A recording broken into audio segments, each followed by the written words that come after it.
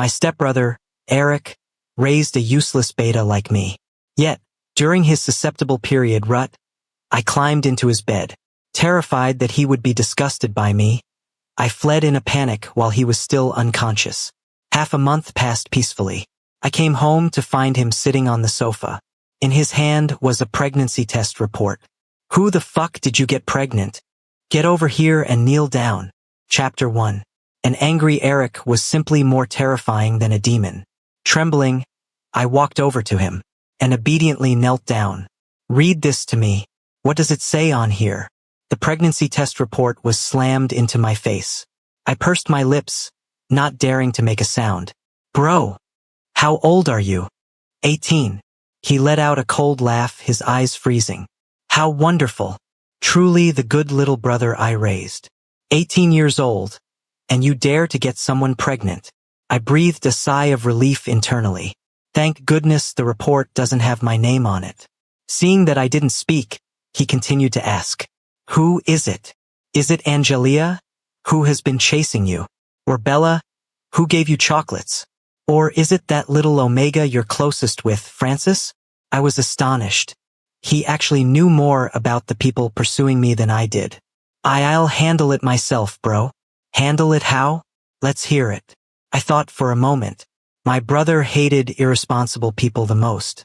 He also absolutely despised those who dared to do something but didn't dare to take the consequences. So I spoke up. I will take responsibility for them, work hard to make money, and support them. The atmosphere suddenly froze. Eric didn't speak for a long time. Just as I was feeling confused, I suddenly heard the sound of metal clinking. My heart clenched. That was the sound of my brother unbuckling his belt. My brother had actually always been a very careless person. Cold, unfeeling, and with a bad temper. The only thing he was exceptionally meticulous about was raising me. From childhood to adulthood, he had only hit me twice. The first time was during my rebellious phase. I complained that he was too strict and threw a tantrum about running away from home. I stayed at a bar with friends for a few days, eating hamburgers the whole time. I thought I was so independent and cool. In the end, I was caught and dragged back home by him, and he beat my butt black and blue with his belt. I cried until I almost passed out, only to be yanked up by him demanding, "Do you dare do it again?" "I won't dare, bro. I'll never dare again." Only then did he frown and throw me onto the sofa, panting with anger. "Owen, if anything ever happened to you, the only thing I could do is die with you and apologize to your mother down there." The other time was right now. I was already a grown adult, yet I was still having my pants pulled down to get my butt spanked by him.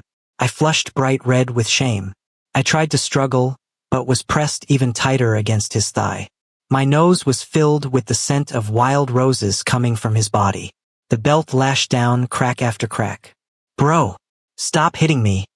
Please. 18 years old. And you tell me you're going to be a father.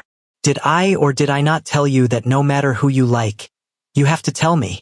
You are not allowed to mess around casually outside. You said it, you said it." My voice pitched up, breaking. "Bro, it hurts too much. Only when it hurts will you learn your lesson." Despite saying that, the belt had already been thrown aside. But he was still furious, and he smacked my butt with his hand one more time. My whole body shuddered, and I suddenly squeezed my legs tightly together. When I was thrown back onto the sofa, I stayed curled up in a ball, not daring to get up. He noticed my abnormal behavior. Frowning, he asked, "Are you really hurt that badly?" Saying that, he reached out to pull me up. I hurriedly shook my head, curling up even tighter. "No, I'm not. I'm fine. It was just that." The scent on my brother's body was too alluring. The smell reminded me of that crazy night. I completely couldn't control my body's reaction to him. My brother told me to go find that Omega and make things clear. The child couldn't be kept. He would give whatever compensation was asked for. Moreover, the abortion procedure, he insisted on being there to supervise it personally. Why? Why? What if he takes the money and secretly gives birth to the child? What if he gives birth to the child and comes back to pester you? What then? Once there's a child, you two will never be able to cut ties cleanly, understand, Owen? When he said this, his expression was serious, leaving me unable to retort. My heart grew even more anxious.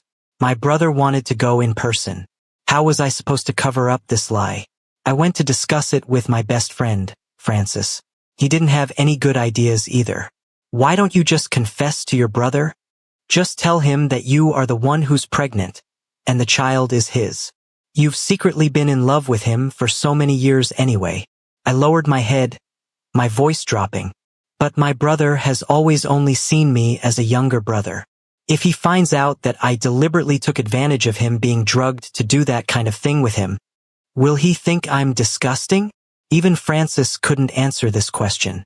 I didn't dare take the risk.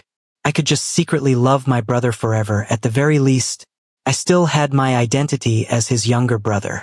I could stay by his side forever. Look at him. Accompany him. Chapter 2. My brother had been keeping a very close eye on me lately. I was stopped by him right after I got home from school. What? Haven't you talked things out with him yet? I dodged his gaze, not daring to look him in the eye. Yeah. You really like that Omega? Can't bear to let him go. I couldn't answer.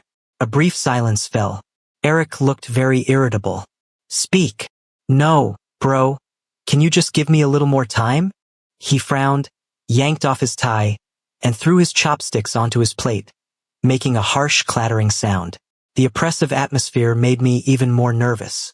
Just as I was panicking, his phone rang. Hello? You still haven't found him? Shengyuan's security cameras are broken? My heart clenched when I heard the word Shengyuan. That was where I had climbed into my brother's bed.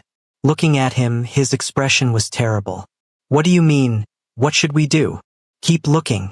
Turn this city upside down if you have to. But find that bastard. When you find him, break his legs first. Just leave him with half a breath and bring him to me.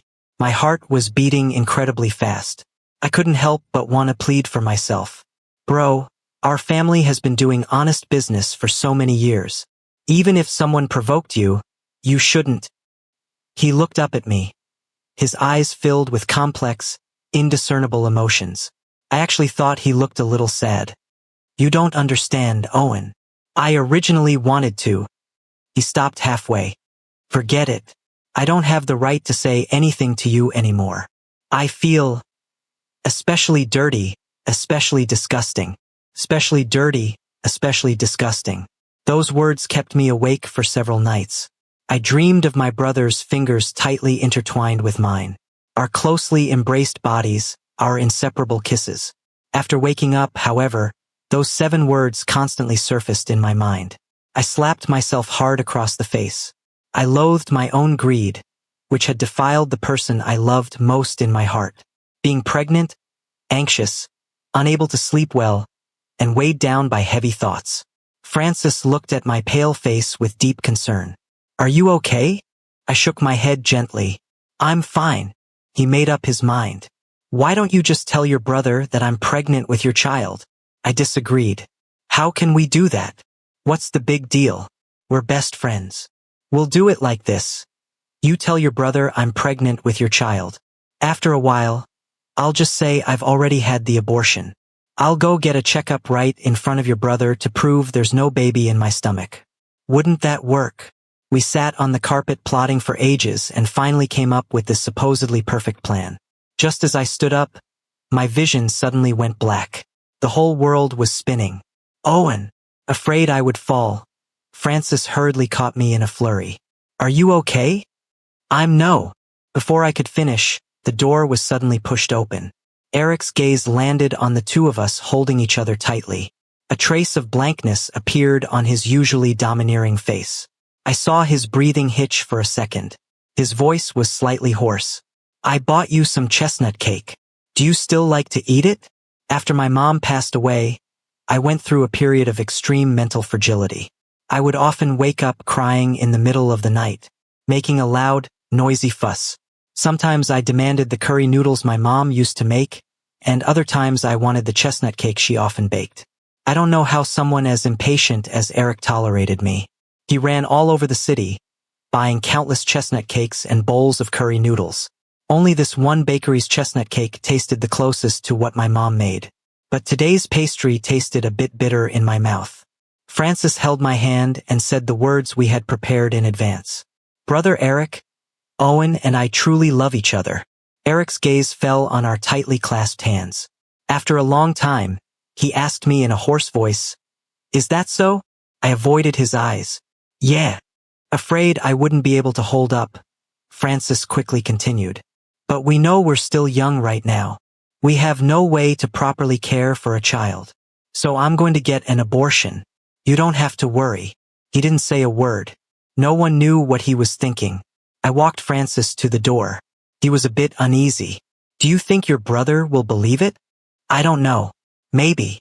If he believes it, he probably won't need to go supervise the abortion in person. Right? Maybe." We were whispering to each other when Francis's eyes suddenly sharpened. He leaned in and kissed my cheek. He said loudly, "I'm leaving now, baby." I knew what he was trying to do and played along with the act. "Bye-bye, baby." I went back inside and saw Uncle Philip, the butler, opening a bottle of wine.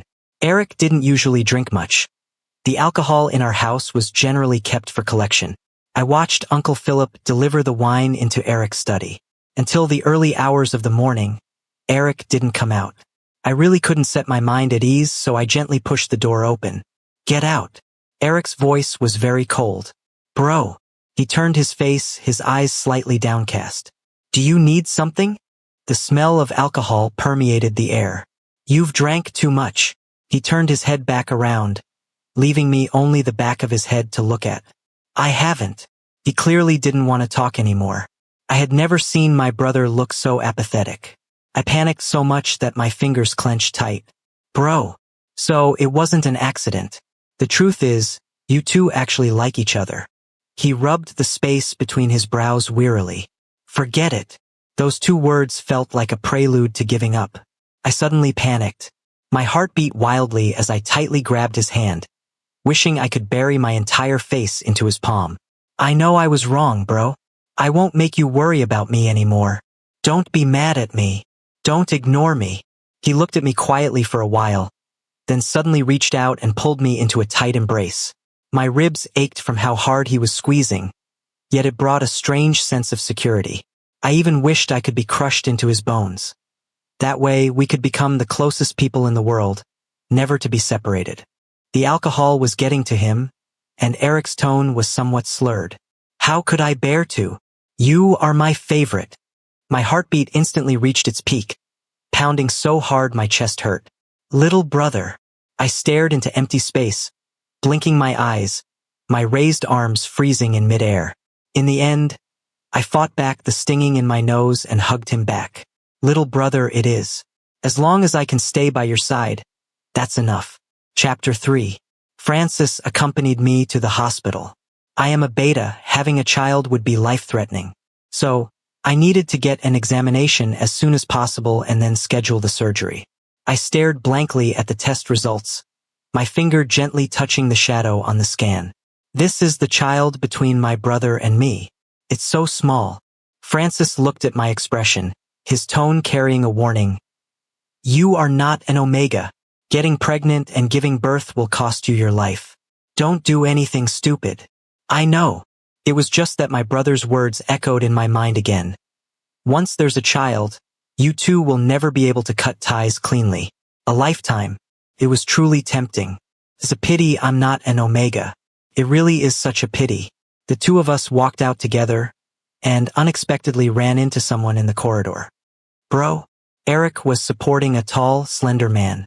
The man had an injured leg and no leverage, so he could only lean his weight against Eric.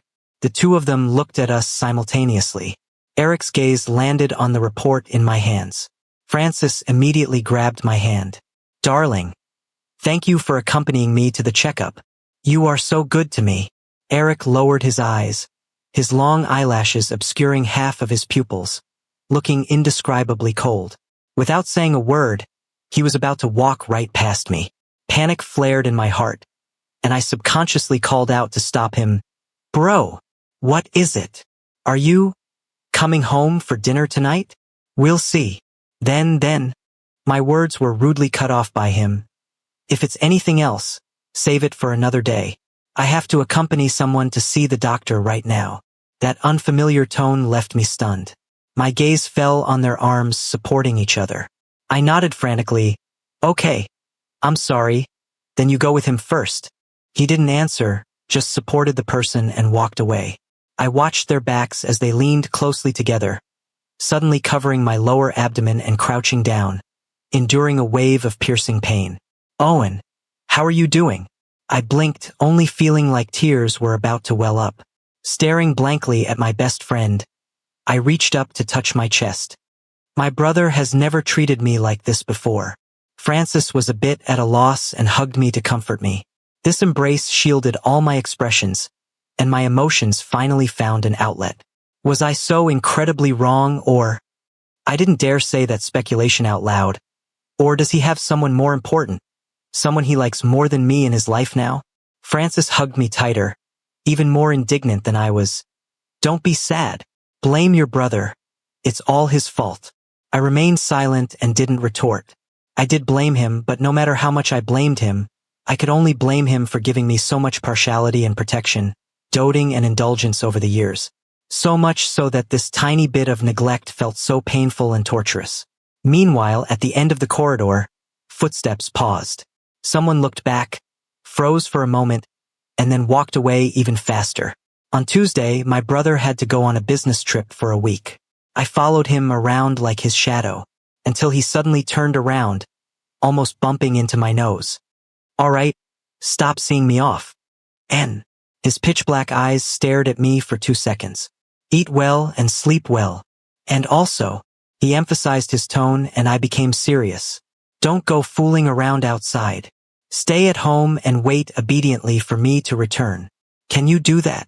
He reached out his hand, as if wanting to pinch my cheek like he used to.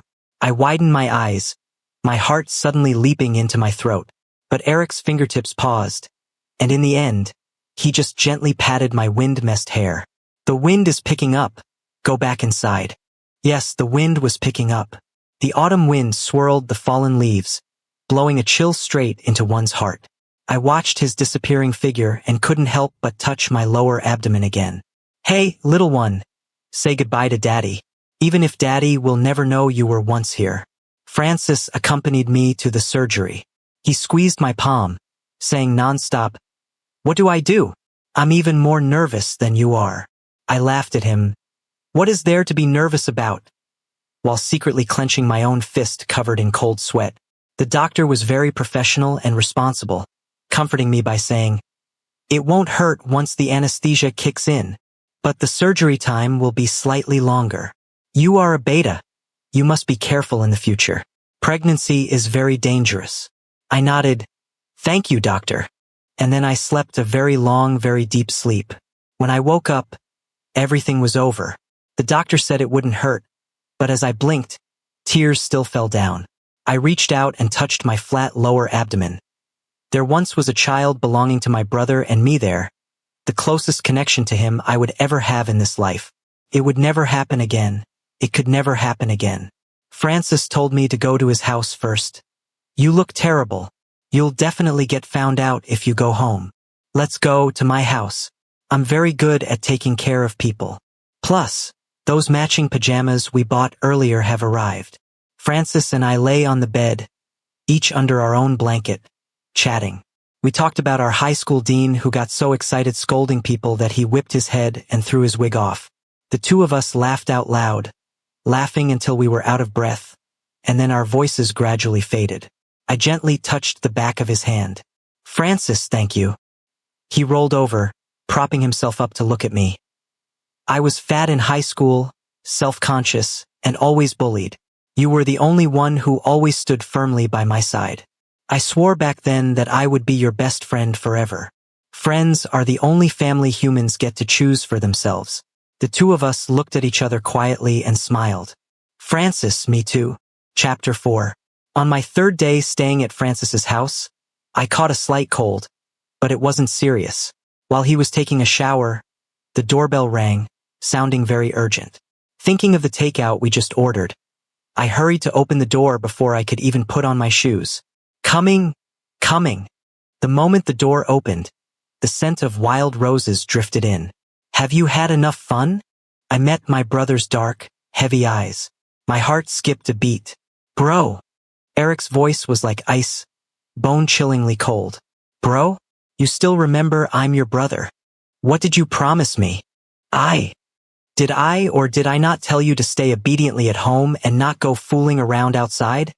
18 years old, and pregnant out of wedlock, fine. Now you want to live together out of wedlock too? I trembled all over from his yelling. He was so fierce that it made me feel a bit sad. Actually, I missed my brother very much and had dreamed about him many times. In my dreams, he asked me if I felt wronged these past few days, if I actually just wanted my brother by my side. But reality wasn't like that at all. Looking at Eric's furious face, I couldn't say a single word. Hearing the commotion, Francis hurried out of the bathroom wearing his pajamas. Owen, what's... Brother Eric? Eric looked at him coldly, his gaze sweeping over our matching pajamas for 2 seconds. Suddenly, he gave a light chuckle and took a step back. Forget it. I'm meddling too much. Do whatever you want. After saying that, he turned and left. The corners of his travel-worn coat flared out in a wide arc.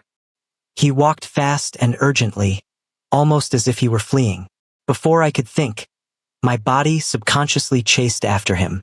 The elevator doors closed right in front of me. Panic set in and I dashed into the emergency stairwell. Sprinting all the way down, I finally caught my brother on the ground floor. Bro, don't be mad. I'll go back with you. Please don't be like this. The cold wind blew against my warm body, making me shiver, but I was too anxious to feel the cold. He frowned, still in a fit of pique. What do I have to be mad about? You're grown up. Who you like, who you live with, who you have kids with. None of it has anything to do with me. From now on, I'll never. As he spoke, he tried to shake off my hand, struggled for a second, and suddenly stopped. Why are your hands so cold? He backhanded my palm, grabbing it tightly. His expression suddenly turned worried as he looked down at my bare feet. Damn it! He immediately took off his overcoat and wrapped it around me, vigorously rubbing my arms through the fabric. Hurry up and come back with me. Don't freeze yourself. Looking at him, my tense emotions relaxed, and a sour ache hit my nose. You're not mad at me anymore, right, bro? He didn't speak, just picked me up. We'll talk when we get home. Wait. I need to tell Francis, otherwise he'll worry. The arms holding me tightened. Eric took a deep breath before finally opening his mouth. Yeah. Wrapped in his coat, I was carried back home and placed on my bed. He brought a basin of hot water and squatted down to wash my feet. When Uncle Philip came in, Eric was just giving the order. Call the doctor over to take a look at him. No need, bro, I'm fine. Eric lifted his eyelids and glanced at me. Fine? You sound congested. And you were just out in the wind. Haven't you heard that small illnesses can drag out into major ones? I had no choice but to stop objecting. When it came to seeing a doctor, from childhood to adulthood, I had never stubbornly defied my brother. Uncle Philip said, the family doctor mentioned before that he is accompanying his wife on maternity leave. He recommended a new doctor to us. Although from a different department, he is very professional at treating minor ailments. Eric didn't care. Yeah, hurry up. I completely didn't expect that the person who arrived would be the doctor who performed my abortion. The moment he walked through the door, my heart felt like it had stopped beating. Eric was still talking. He has a slight cold, sounds congested, and just caught some wind. Check if he has a fever or anything. The doctor's expression was highly disapproving.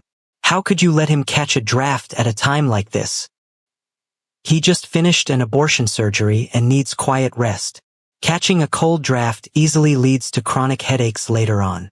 My brain buzzed continuously. I mechanically turned my head to look at Eric's expression, only to see a face full of sluggish shock and utter astonishment. What did you just say? I said he just finished a surgery and needs to rest his body well.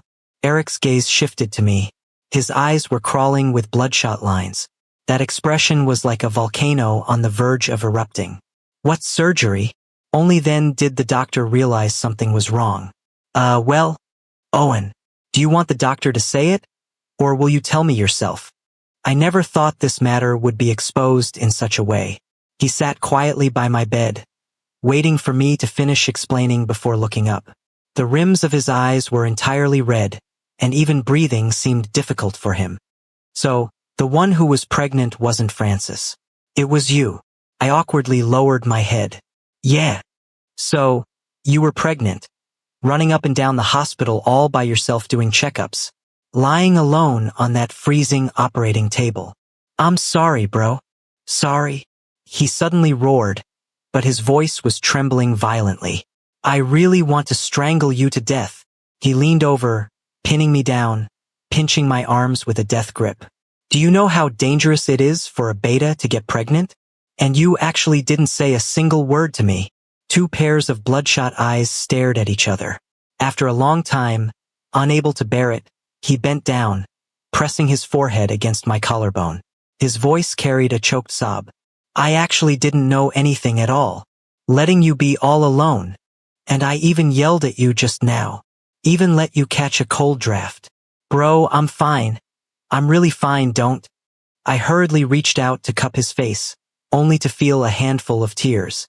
My fingertips abruptly stopped. Bro. Owen. I swore I would protect you forever. Make you happy. Make you joyful. But look at what I've done. Ever since you were little, you were afraid of even getting shots. You always needed me to coax you and would cry for a long time. Lying all alone on that operating table. How scared you must have been. Why couldn't I be there with you? Why couldn't I protect you properly? Why am I so useless? Heavy words of self-blame fell one after another. His tears dripping into the hollow of my neck. I couldn't help but stroke his hair. Yet, in my heart, I was refuting him. No, my brother is very useful. My brother is the best brother in the entire world. Chapter 5. My diet was changed to the type most suitable for recovering after a miscarriage. Eric took care of me every day. He even resorted to folk remedies, making me wear a hat indoors, saying I shouldn't leave any lingering ailments that would cause migraines later on. He pushed aside a mountain of company affairs, staying by my side day and night. He would blow on my soup to cool it before bringing the spoon to my lips. He asked, seemingly casually, "So, who is that man?" I paused, knowing exactly what he was asking about, the child's father. It shouldn't be any of those guys around you. He hasn't shown up after all this time, and I haven't seen you contact anyone. Who is that irresponsible bastard? I couldn't bear to hear him curse himself like that, so I said tactfully, "He's not a bastard. It's not what you think." Eric sharply caught onto that sentence. "You're still defending him? You like him?" I gave a slight nod. The spoon hit the bottom of the bowl, making a soft clink. Eric's tone sank. "Then where is he? He doesn't like me. So, we don't contact each other anymore." His knuckles turned white from how hard he was gripping the spoon. "Doesn't like you? He ruined your health, and he just disappears like that. Who is it? Tell me. I won't chop him up and feed him to the dogs."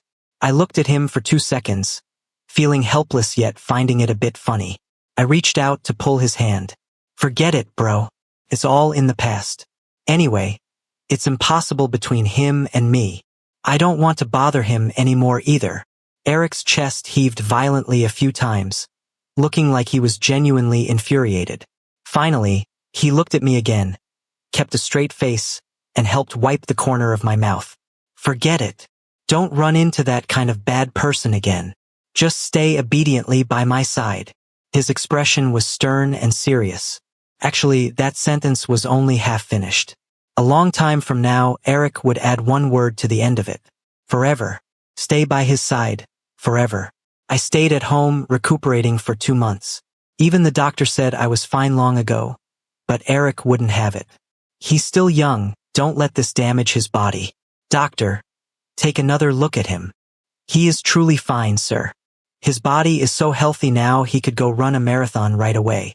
Eric had no choice but to drop it, but his control over me became even stricter than before. "You must be home by 9. You have to tell me who you are with, and don't turn off your location sharing. And definitely don't associate with sketchy people. Hear me?" I nodded vigorously. "I hear you, bro." He raised his hand and finally pinched my cheek again, leaving behind a trace of wild rose scent. I blankly reached up to touch my tingling face, my heart filled with mixed feelings. Francis hooked his arm around my neck from behind, then quickly let go. No way, you're a beta and can't even smell it. Why is your brother releasing so many pheromones at you? Huh? Is he? He sniffed again. Yeah, he is, and it's very aggressive. It's fine for me since I'm an omega. If it were an alpha, they would definitely feel uncomfortable even getting close. I smiled. He doesn't want me casually interacting with strangers. That might be the reason. So after your brother found out you were pregnant, he didn't get mad at you, and he didn't blame you for messing around. Instead, his heart ached for you and he took care of you every day. Yeah, your brother really loves you, regardless of what kind of love it is. I completely agreed. I knew that. My brother had always loved me very much.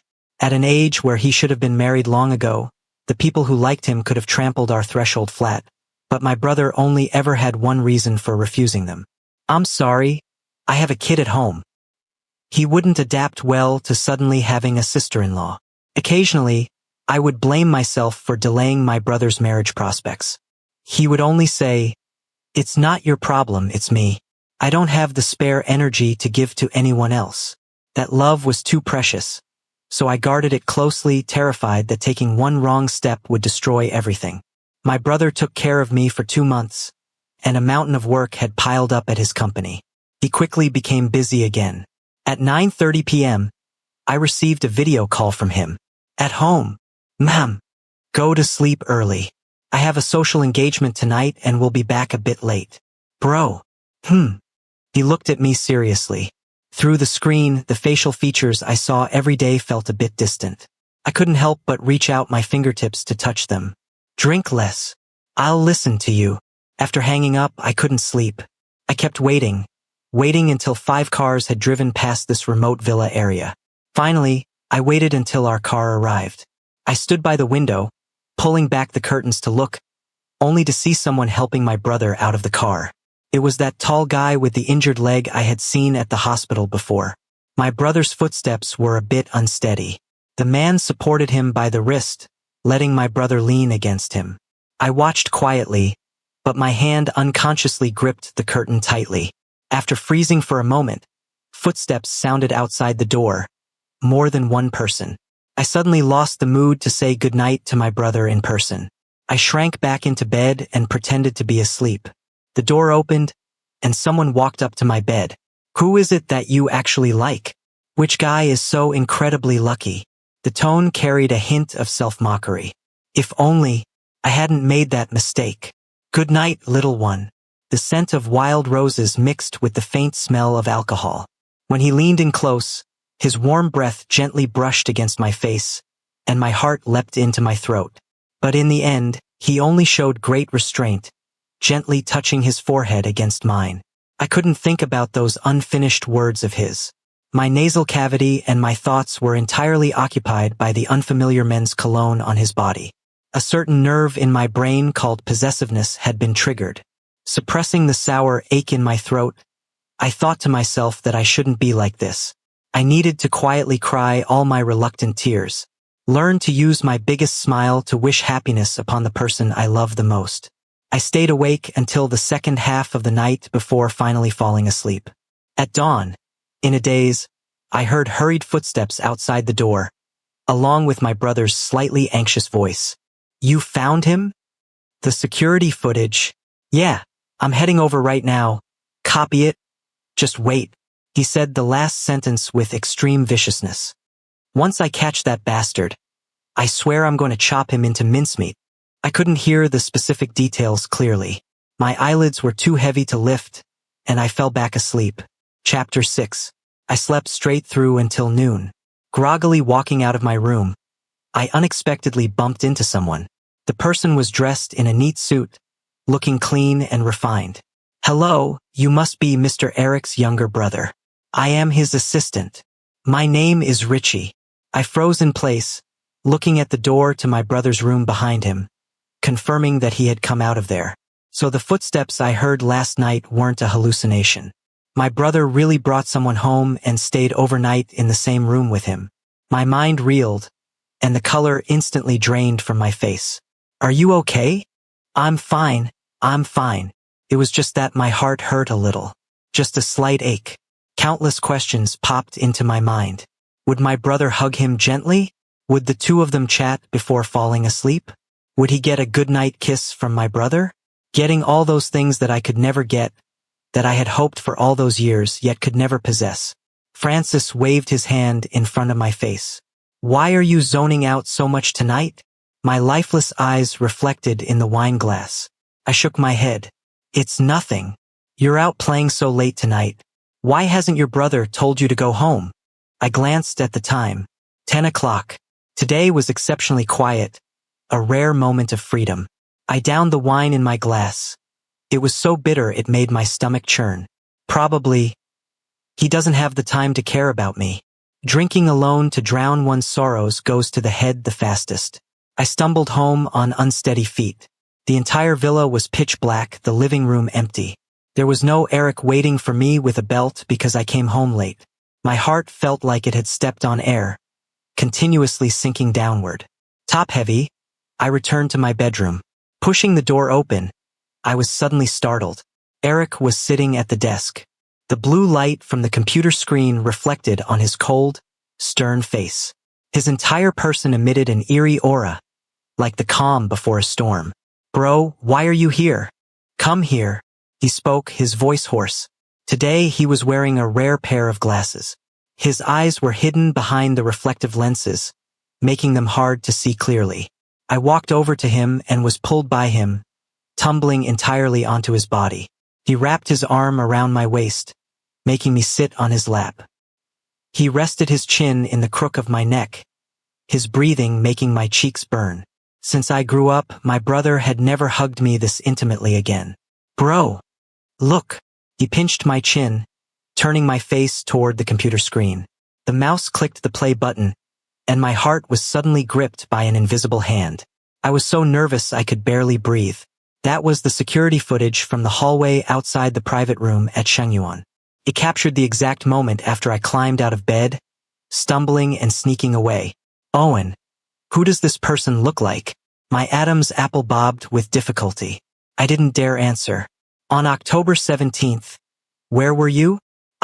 Bro, I stammered. He lowered his head, the tip of his nose rubbing against my neck and earlobe, sniffing gently.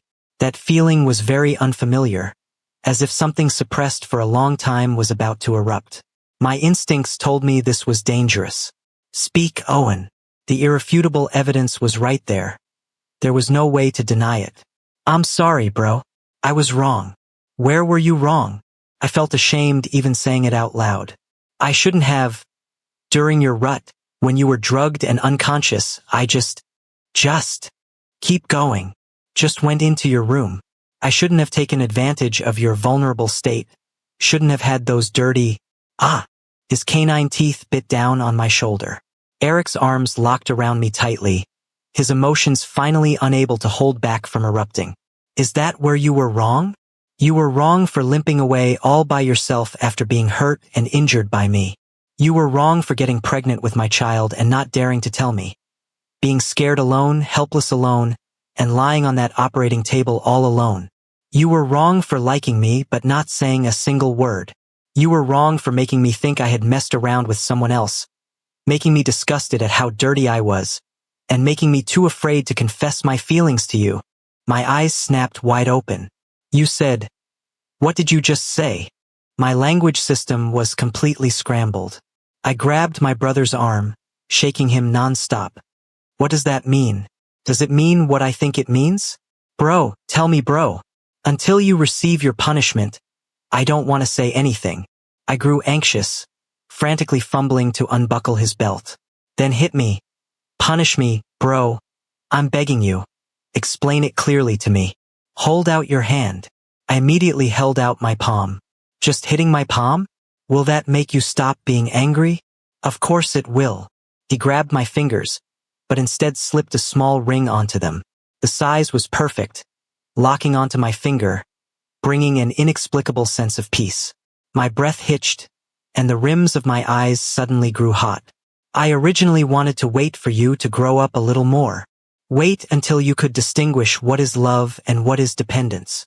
But now I don't want to wait anymore. My fingertips trembled in his palm. I stared intently at his face, my chest swelling so much I just wanted to cry, because we both understood that whether it was love or dependence, in the end, we simply couldn't leave each other. He reached up and took off his glasses. The tinge of red at the corners of his eyes became more obvious. He gently cupped my face, his gaze tracing the lines of my eyebrows and eyes. You are willing. You also like me, right? My usually brilliant brother could also ask such silly questions when it came to love. I nodded vigorously. This time, no tears fell. Between our lips and teeth was nothing but tenderness. That scent of wild roses made my very soul tremble. I gripped his lapels tightly, being kissed even deeper by him. In the gaps between our panting, Eric's long eyelashes swept past my vision.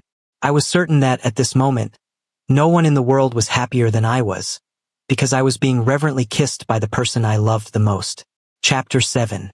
I have always been a heavy sleeper, especially with the person who makes me feel the safest right beside me. When I woke up in the middle of the night that day, I found the space next to me empty, as if I had suddenly woken up from a dream. In a panic, I turned on the lights, got out of bed, and searched everywhere in the house for my brother. Finally, outside the ancestral hall, I saw someone kneeling quietly. He knelt very properly and sincerely. I didn't know how long he had been kneeling, but his entire body exuded a bone-chilling cold. I didn't push the door open to go in. I knew my brother was blaming himself. Just like the times he had touched my lower abdomen and seemingly casually asked, "Back then, did it hurt a lot?" He didn't come back until it was almost dawn. I pretended to be groggy, rolling over to hug him. "Did you go to the bathroom, bro?" "Yeah. Don't leave for so long next time, okay? I can't sleep when you're not by my side." He paused for a moment before promising he wouldn't. Then, he started using the time I was at school during the day to continue kneeling in the ancestral hall. I couldn't take it anymore. Who would want to see his knees bruised black and blue every day, forcing him to wear long pajama pants to sleep in the middle of summer? Finally, I got into a huge fight with him. The pregnancy was an accident. If you're really that remorseful, why don't you explain the thing with Richie to me instead? He looked confused. Richie? What about Richie? He just got promoted and transferred to a branch office as a manager. Don't tell me he did something to you. The time you took him to the hospital and when you let him stay overnight in your room. I took him to the hospital because he went with me to inspect a construction site and accidentally got his leg smashed. Stay overnight? When did I ever let him stay overnight? A while ago, I woke up and saw him in our house, coming right out of your room. Eric remembered. I left the house in a hurry that morning and forgot a document. He was still my assistant at the time, so he just came to the house to grab it. Besides, he's an alpha, and I don't even like him. Oh, I nodded, the dark clouds in my heart instantly scattering, leaving me feeling much lighter. Eric, however, furrowed his brows, pulling me right in front of him, his eyes turning serious. So you've thought I slept with someone this whole time? Actually, that wasn't exactly it. I believed all the love and loyalty my brother expressed to me. It's just that before certain things were clarified, there would always be lingering doubts in my heart. Speak. I'm sorry, bro. I don't want to hear that. His tone grew stern, but quickly softened again. Let me discuss something with you. What? If anything happens in the future, ask me directly. Tell me directly. If we are always guessing or keeping our mouths shut, we will miss out on a lot of things. To each other, are we people we can afford to miss out on? His gaze looked straight into my soul. Just the mere hypothesis terrified me so much I trembled slightly. I shook my head vigorously.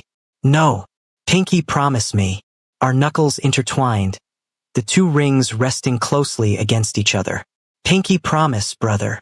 My brother started urging me to look at wedding venues. He insisted that I pick one I liked. I was a bit hesitant. But I'm still in college. Does the university have a rule against getting married? Well, no, it's just... He flipped me over and continued rubbing body wash on my back. Is Francis your best friend? Though confused, I nodded anyway. Yeah, my best friend.